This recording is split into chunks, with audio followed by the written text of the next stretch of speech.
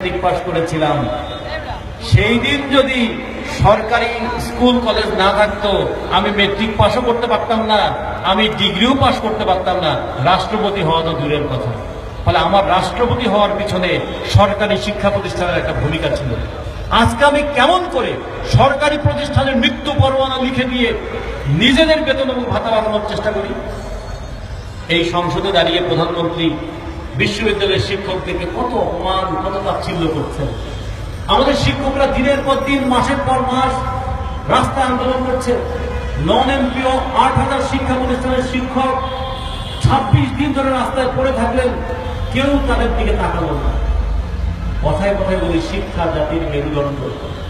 কোথায় মেরু আর কোথায় দণ্ড? শিক্ষা চলে গেছে মেরু প্রদেশে, আর শাসকদের হাতে আছে দণ্ড। সে দণ্ড নিয়ে তারা কখনো শিক্ষা প্রতিষ্ঠান দখল করছেন, কখনো শিক্ষক শিক্ষার্থীদেরকে পেটাচ্ছে। এইরকম